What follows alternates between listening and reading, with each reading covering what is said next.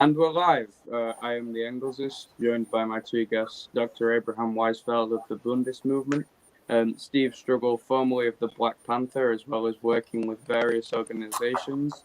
And we are here today to talk about the recent events that most of you will know that have happened in Palestine, Palestine in a more in-depth manner than has been covered, because I have one man especially who's very experienced with the situation in Palestine and has seen it firsthand. So I guess I'll get to the first question, which is, so I guess it's hard to say. I guess we're just covering the mosque attack, which most people know. Israeli Defense Force officers storm into a mosque, start throwing stun grenades whilst it's Ramadan. Pretty vile videos that I've seen, pretty horrible footage. And so I guess I'll ask first, what was your view when you first saw the footage and saw that happened? Do you want me to answer this question? Is it about Palestine? Yeah, it's about the original mosque attack, the attack on the mosque that happened recently, which kind of brought all of this up. Obviously, there was violence before now, but the recent escalation that's happened. Yeah, I saw a video from inside the Dome of the Rock. And then there's the Al-Aqsa Mosque, which are two different locales. Yeah, I saw the Al-Aqsa Mosque. I don't know how to pronounce it, but that footage. Well, at the Dome of the Rock, the soldiers, forced their way in while the Muslims were in prayer, used, gas grenades in order to drive people back from the entranceway, forced their way in, were marching around, with their boots on the rugs, which is, like big no-no. And, there were even women worshippers that I saw in the video that were hiding in the corner, and the soldiers were, not doing anything. They were just walking around in order to make it ultimate humiliation of the Muslims and the Palestinians. So that, I'm sure went throughout the Muslim world. And now, the Zionist regime is being faced with an international intifada. Even yesterday here in Montreal, Quebec, Canada, there were 10,000 people who were marching here. So, Palestinian refugees throughout the world, are going to be marching. All the Arab comrades are going to be joining them, and all the solidarity organizations in the world as well are joining in as well, who are both non-Jewish and Jewish supporters of the Palestinians. So, that's part of what provoked this current war, but it was also the expulsions from the Sheikh Jarrah neighborhood, and the suppression of the young Palestinians, Shabab as they're called, at the Damascus Gate in East Jerusalem, where I've been quite often. And, previously there was like no military presence there at all. And then they set up two permanent military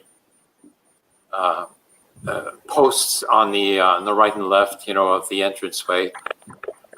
And, previously there was even, acrobats, who were doing their gymnastics, on the plateau and the steps of the Damascus Gate. And there was no problem, But the soldiers came in and set up barricades and tried to stop people from congregating there, because it was basically turning into a demonstration. Very passive, very quiet, people just sitting around there, after breaking their fast. And Al-Fitr, meal in the evening, which I was following as well myself, in solidarity with the Palestinians. I did Ramadan.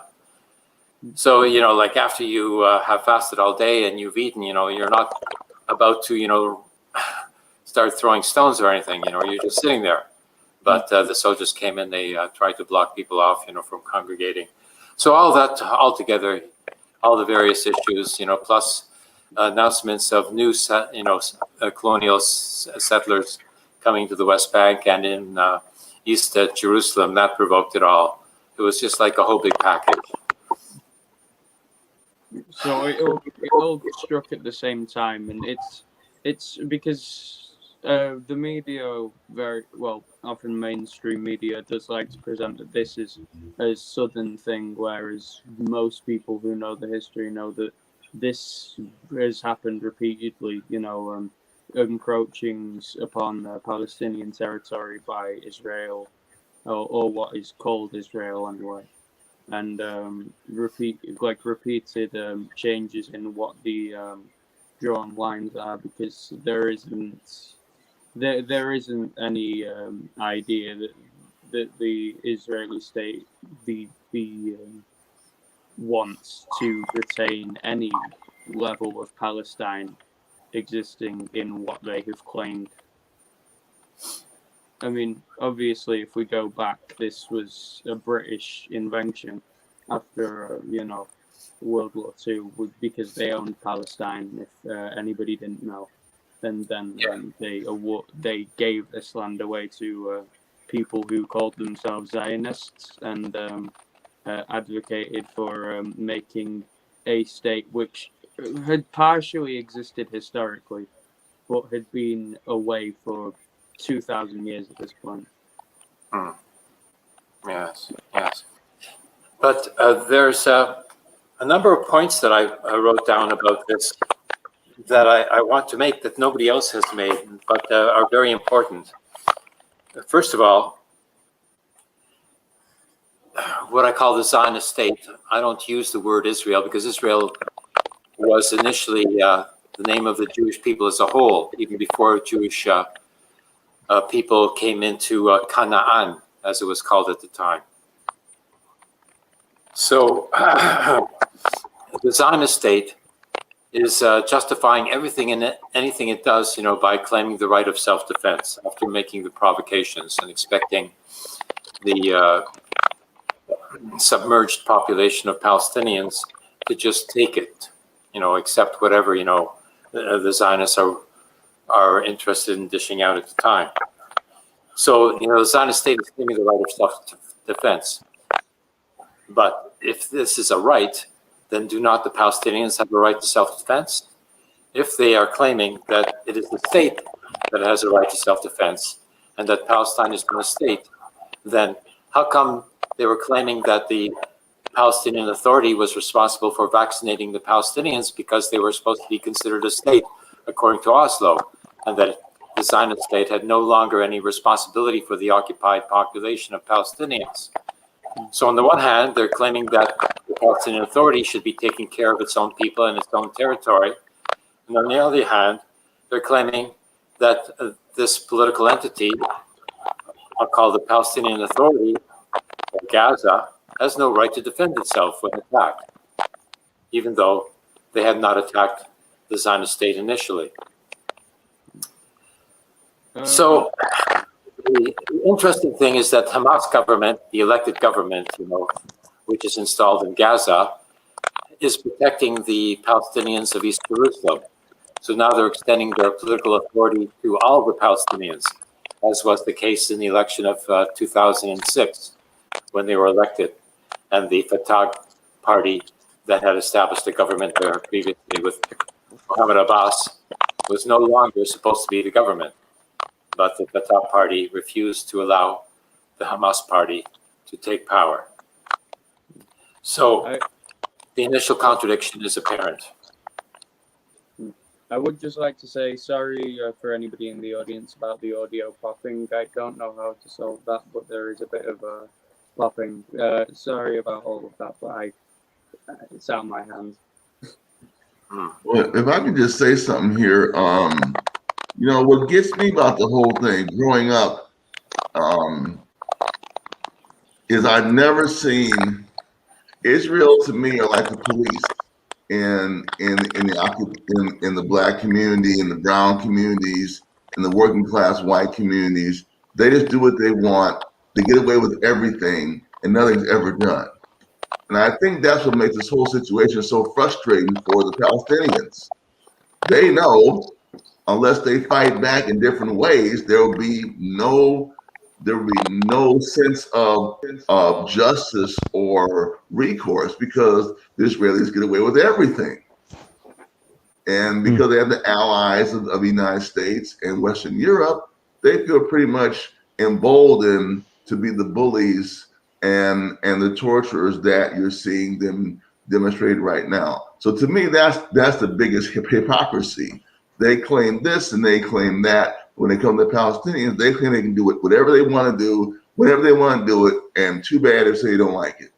And that's what's fueling the outrage, I think, within the Palestinian community and throughout the world.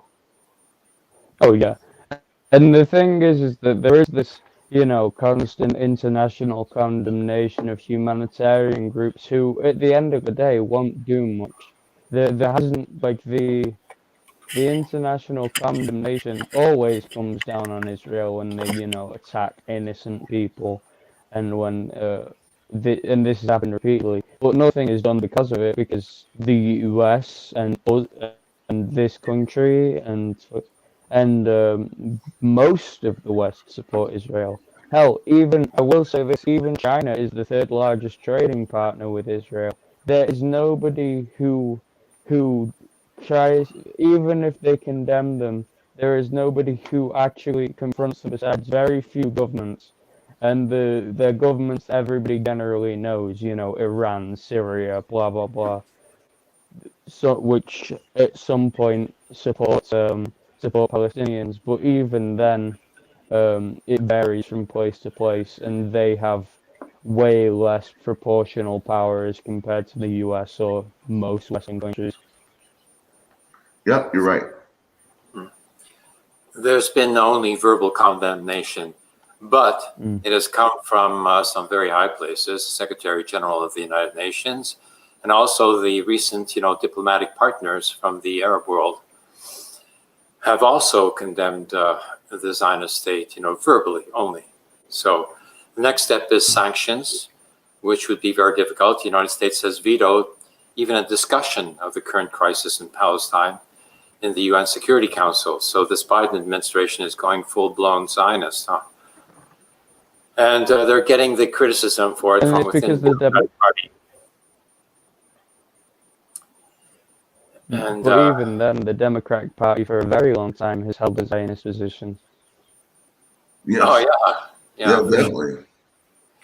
But Sanders and the squad, are criticizing them, and they will have their credibility increased as the attacks continue. Usually, these wars last for 2 weeks. It's been 7 days now, but after 2 weeks, people get fed up enough, that the leadership there, who are not even elected now, who don't even have, political position, who don't even have a government. After about 2 weeks, they usually back down. They stop attacking Gaza. Excuse me, I'm very worn out right now. But there's another point I'd like to make here, is that there is no government in the Zionist state right now, because, when Netanyahu was charged by the President Rivlin, to form a government, his deadline, expired. And so it was handed over to Gantz to try to form a government.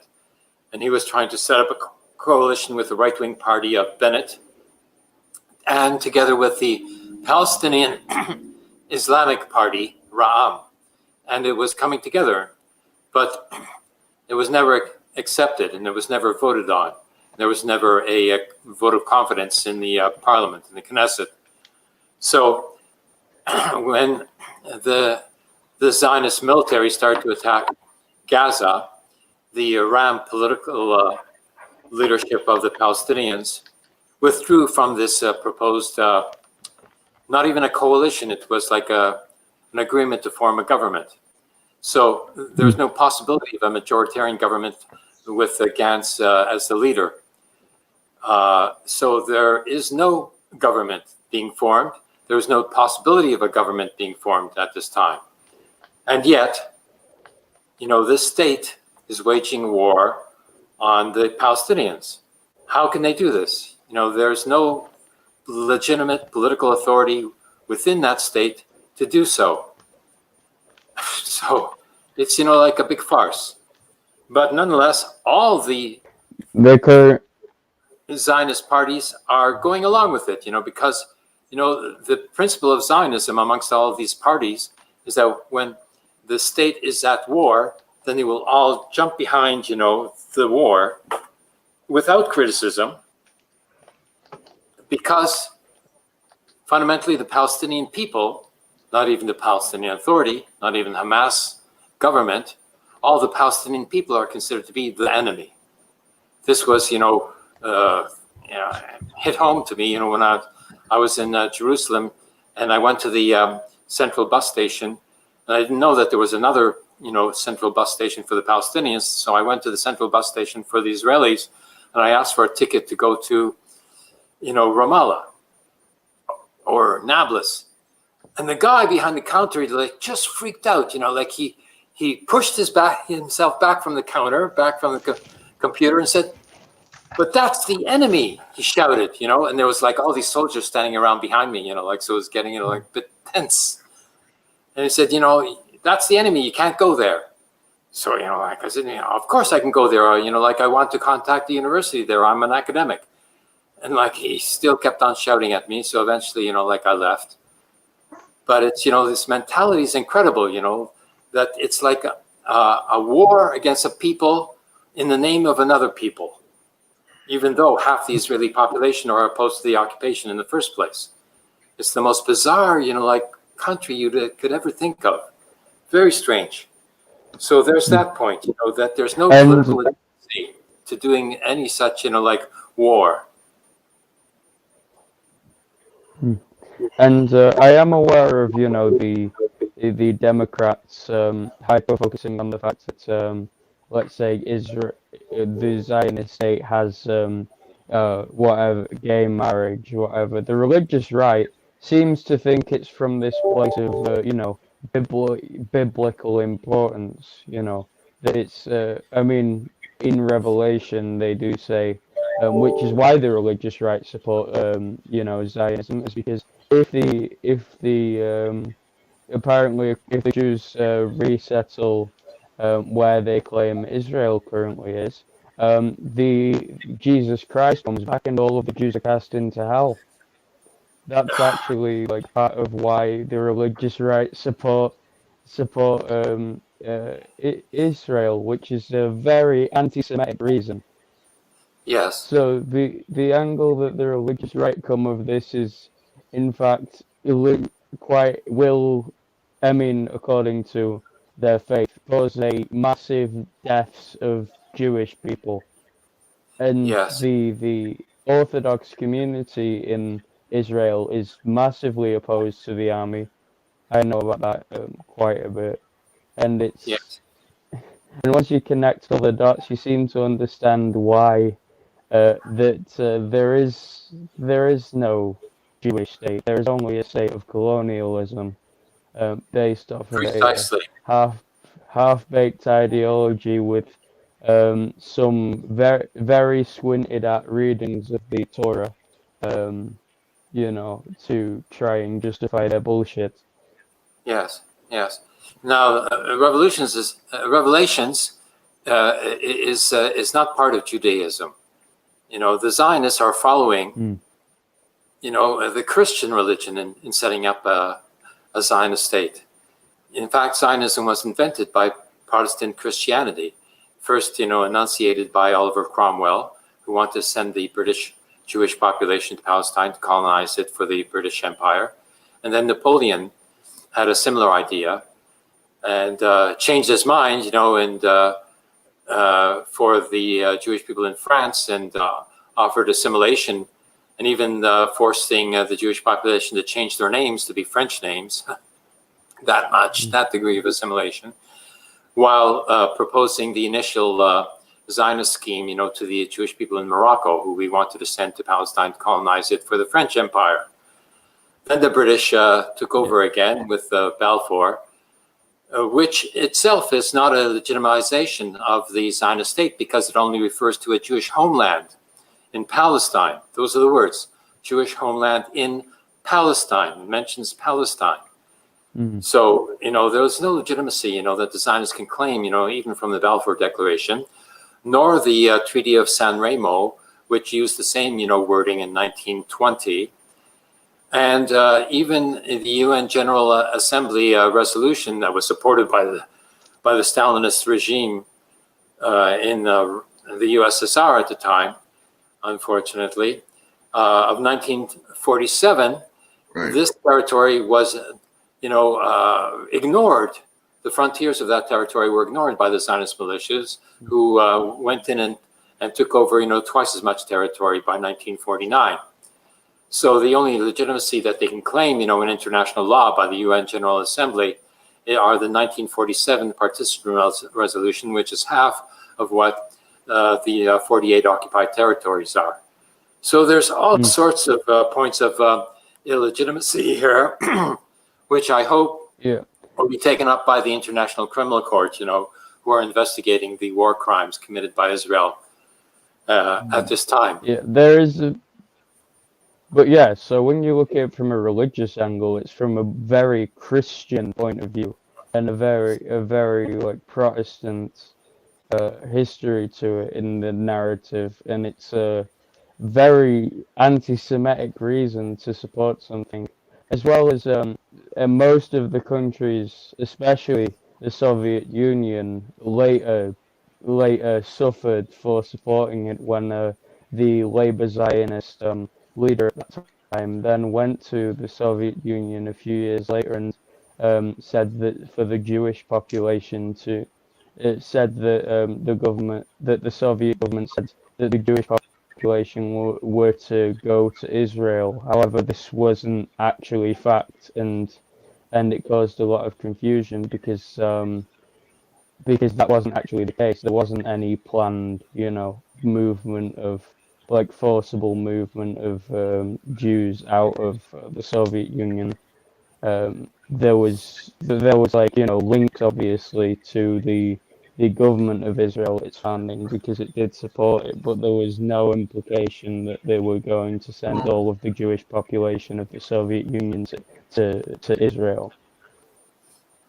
Which was one of the things that immediately severed the ties it had. I'm gonna ask a question to Dr. Weizfeld and to the Engelsist. Why do both of you feel there is the difficulty? What must be overcome by the dominant capitalist states to check Israel? Because states can check states. Yes, they can. A state can check another state. They can do it many ways. Yeah. But I see nothing. I see literally, like English was mentioned, the Soviet Union. Okay, I see no one politically, economically, even using the bully pulpit effectively to check Israel. They don't stop. This is what's always bothered me as a revolutionist. It doesn't stop. So if nothing can stop you, what do the people do? The closest thing I can think is the most antithetical to the Zionist state right now is probably Iran, because of its ties. Okay. However, yes, I agree. The issue is that Iran would essentially have to get into World War III for Israel, for the Zionist state to ever back down in any step. So there would essentially have to be like a threat of an actual Cold War by Iran on Israel. That's not possible because Israel has the nuclear bombs, and they would use them. I mean, I do know that I do know that Iran has nuclear potential. I know No, to an no, extent, but I don't think they've built any weapons yet. no, they don't have any nuclear bombs, and they consider it a matter of principle, according to Islam, not to make any nuclear bombs as well, because they consider it to be an inhuman weapon, and and they don't have the capacity to even build a nuclear bomb, because you have to purify uranium to achieve uranium-238, like a purity of 93%. And even the advanced centrifuges that they have now only go to 63%. So it's, physically not possible for Iran to have any nuclear weapons. But Israel, if they were losing a war against Iran, on the basis of, an exchange of missiles or whatever, well, they would use a nuclear bomb, or they would bomb, nuclear facilities, which would, in effect, create a dirty bomb, effect, with the distribution of radioactivity over a large segment of the country there.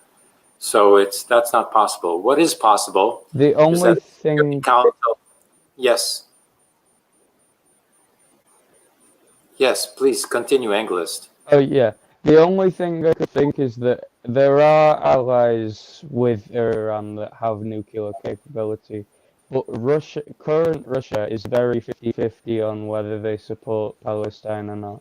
In fact, they are opportunistic in that respect. I do think that they would support Iran because they are one of their main oil resources, and don't have as close ties to the Zionist state. But this would be an international. This would be 1 minute to midnight on the doomsday clock if there was a threat of war between the Zionist state and Iran. Yes, no, it's Pakistan that would be the only possible, military backup, to Iran or the Palestinians. And Pakistan does have a nuclear bomb. But my issue isn't necessarily a military confrontation. I'm saying I see no states effectively in any arena.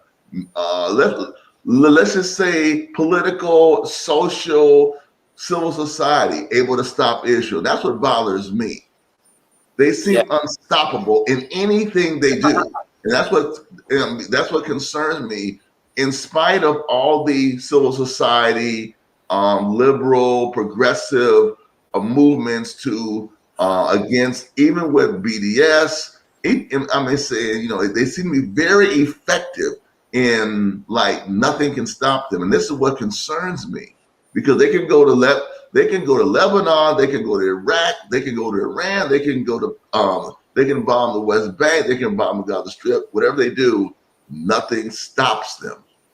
They don't stop. And this is what concerns me, because when you have that kind of situation, that feels that can feel quite irrational, or a sense of hopelessness among those who are victimized and among their supporters. So I'm just kind of throwing out this call. Can we ever come up with some tactics or strategies that are going to win? I am aware that there has recently from Jason that there has been a response by Hezbollah in Lebanon to the recent events. There have also been Palestinian forces that have fled to Lebanon that have made response. However, the thing is that all of the international pressure in the world doesn't matter to the Zionist state. Because they are backed by more than the two main imperialist powers. Basically, all of the imperialist powers have at least a pinky in the pie that is the Zionist state. So the thing is that there will be no full condemnation. Yes. Now, Hezbollah has not really stepped into this confrontation yet. There was a spontaneous demonstration to went to the border there, because the Palestinians were calling upon the Palestinian refugees, basically all around, the Zionist state, to march towards the border and to cross it as civilians in a non-violent way, to confront the the military. And even if they would be killed, in doing so, they would be demonstrating that that it was merely a force and not political legitimacy that is determining the outcome of the confrontations. And so convincing more people that they have to speak out against the Zionist state's war on the Palestinian people. But the only way for any of the opposition to actually intervene is by way of the UN Security Council, which could vote to impose sanctions on the Zionist state, or could vote to send in, the blue helmets as a peacekeeping force to stop the Zionist military from killing the Palestinians, especially in the West Bank and East Jerusalem. However, the United States is imposing a veto on the Security Council, not allowing even a discussion to take place. So it's not likely the United States is going to allow the Security Council to vote, sanctions or a blue helmet peacekeeping force to go in to Palestine to do this job. Now, why does the United States and the other countries let the Zionist state get away with all of this? In answer to Steve, well, it's because Israel is basically an extension of the Occidental Christian nation states into the Orient. They are the military front line of the war, historic war of the Occident against the Orient. And this hasn't been called a crusade in the past. And I would say that a crusade, the 11th crusade, and because I consider the Holocaust to be the 10th crusade, this is the 11th crusade into the Orient by the West, Western Occidental Christian nation states. And the Zionist regime is basically an ally of the Christian nation states. This is a religious war. And that's why it's provoking an Islamic jihad. Now there is an international jihad happening, which is fighting against the Western crusade in various ways and throughout, the world as a whole.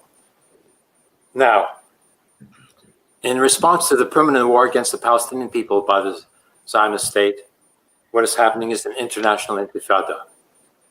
And this is politically legitimate.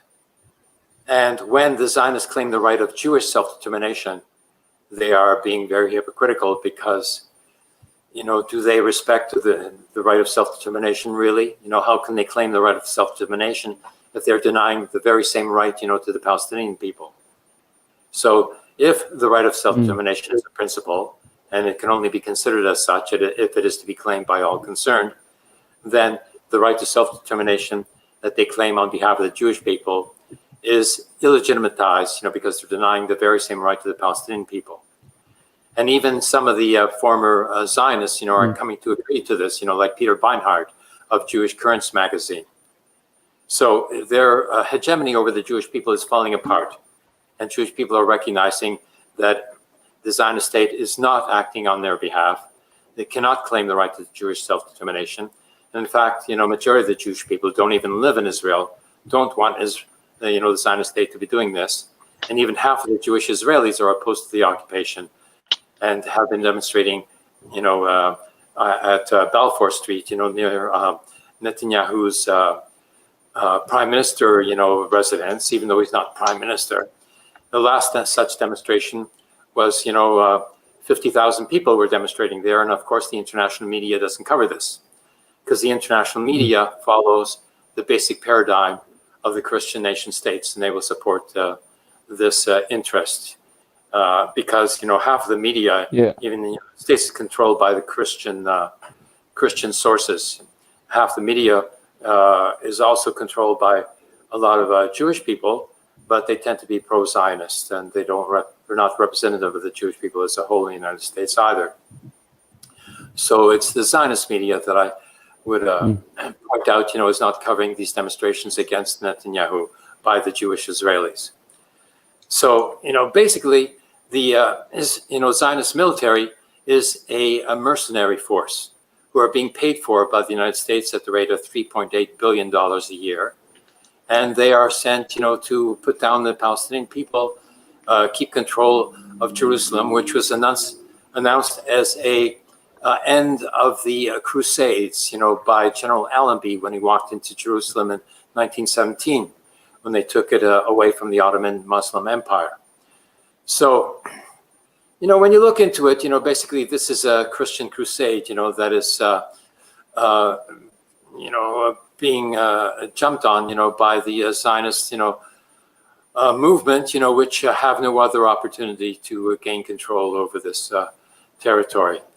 And they do so in the name of the Jewish people, but that is a myth and a falsification. There's been no mandate, for the Zionist state to claim that they're acting on behalf of the Jewish people. A majority of the Jewish people don't have a vote, and they're not being granted a vote, by the Zionist state either. They just consider that Jewish people have to be slaves to Zionism because they say so. I would just like to, since we're probably only going to run this for a couple more minutes, I was thinking, I will address the. I'll skip some of the questions because I don't think I think we covered some of it in the discussions. But I would like to touch upon. There has been an armed response by Hamas.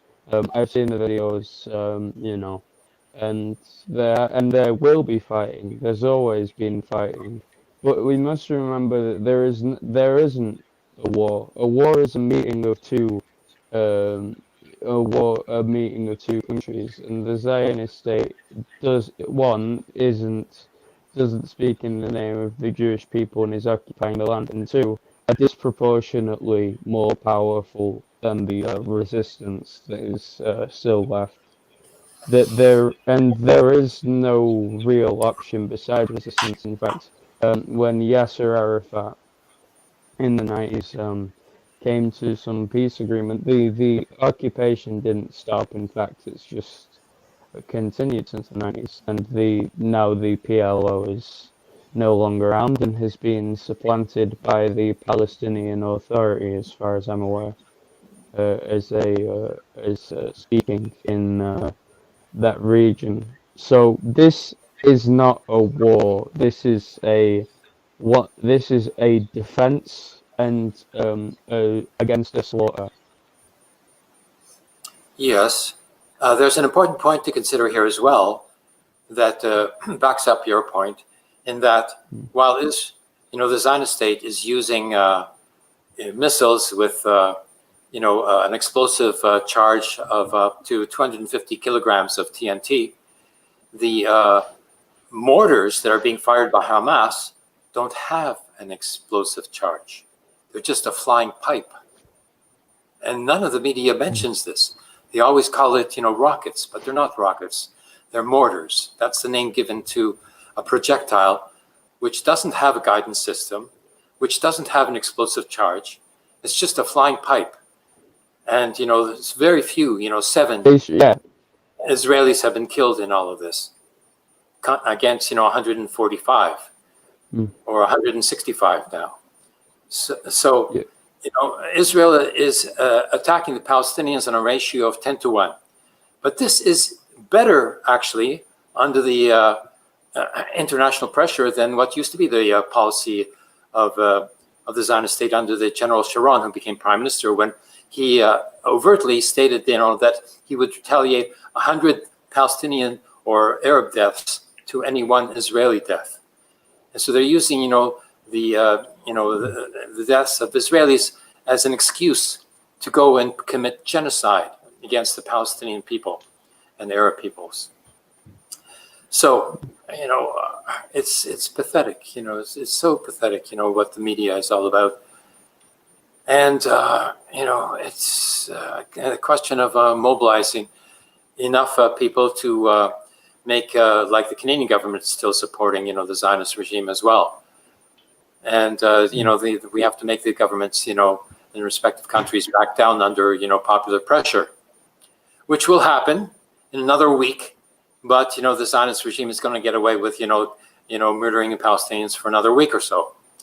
So that's the state of affairs. Okay, thank you. And I've seen the mortar footage, and The only explosions I've seen is well, I'm pretty sure a mortar creates shrapnel when it contacts with something, and it's just the force that causes, Yeah. damage. And the only time I've seen an explosion is like you'd think when it hits cars and gasoline. Yeah. The pressure hits a car, it makes it explode.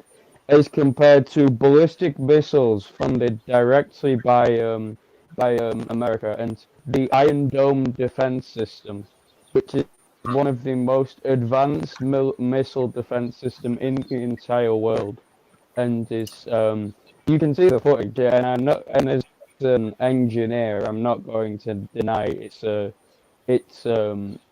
one of the most advanced things I've ever seen, in terms of like armed technology compared to people firing mortars. The difference in technology is like an army in the 1940s compared to an army to modern day. Yes, yes.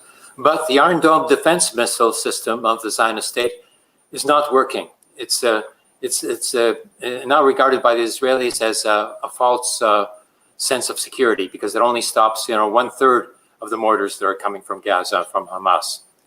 So the Israelis are beginning to doubt the wisdom of waging such a genocidal military assault, which is called a war, against the Palestinians. So this should be producing, much more opposition amongst the Israelis, because they realize that they have no real defense against even the fear of being of their home being hit, by a mortar. So the very unstable situation here, and we'll see what's going to happen. But it's so frustrating.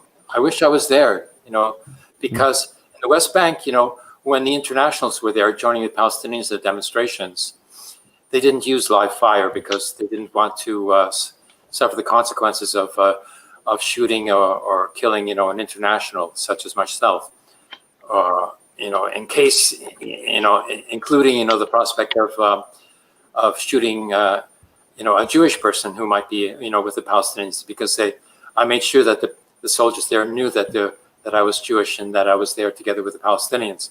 So they didn't use, live fire at that time. But now they're using live fire. And 11 Palestinians were killed in one day, 2 days ago on the Friday. And but even then, they're still, they were still willing to use,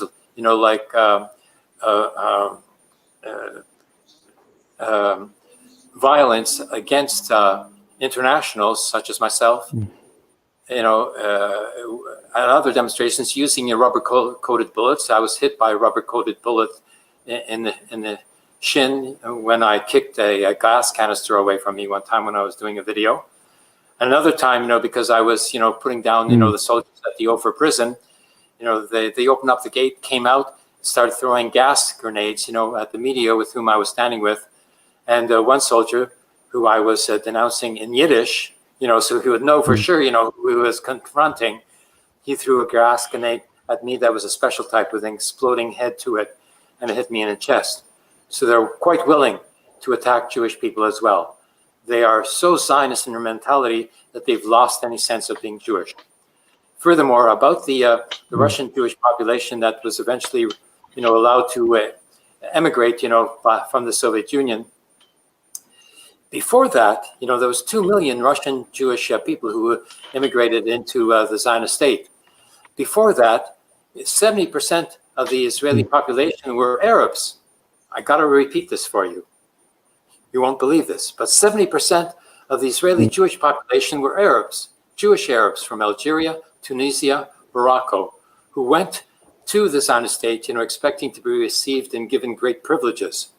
And they didn't want to endure, the discrimination that they were subjected to, in the Arab states because they were Jewish, because the Muslim Arabs were taught that all Jews were Zionists. And so they turned against the local Jewish population. And so the Jewish population wanted to flee in order to protect themselves. So they formed 70% of the Israeli population at that point. And of course, they were dominated by the Ashkenazi white supremacist, Zionist leadership. So there was a big confrontation, building up there. But their power was diminished when the Jewish Russian population came of 2 million. And so now the Jewish Arab population is 50%. And then they formed the Black Panthers, of course, and they didn't get very far. And there was even a case, last week in which some, Zionist fascists, went and pulled out a guy from his car thinking that he was a Palestinian Arab when he was actually a Jewish Arab. And they beat him up, nearly killed. So, a very volatile situation. And it shows the complexity of this whole context as well. And eventually, the Sephardim and the Mizrahim, as they are called, the Jewish Arabs, are going to have to turn against the Zionist state en masse, together with the Orthodox community, which has turned against the Zionist state, even though their political parties were in the government, because they didn't want their children to be drafted into the military, because they wanted them to just go and study in yeshiva. Because basically they're Judaic pacifists, even though their political parties are joining in a government that is militaristic. There's contradiction upon contradiction, and I hope that it will explode sooner rather than later. Okay. So I feel like I'm going to end this soon, if that's okay. So if any of you want to give some closing statements, this has been a very good talk. I really appreciate you coming on. Thank you so much for this Feel free to say opportunity to speak out. This is so important to get all this information out, and there's no other way. You're the only outlet, Engelsist, who I've been able to express these points with. It's such a shame, that the media, the liberal media, and even the socialist media, are not willing, to make the, fundamental differentiation between being Jewish and being Zionist. Thank you. Thank you. I hope you've invited me to Palestine. I hope I get to receive that invitation as soon as possible. But yes, it's been lovely talking, and thank you anybody for watching. I'll post this link places. Sorry for any audio issues, but it's been lovely, and I'm going to end the broadcast now. Thank you everybody for watching. Thank you.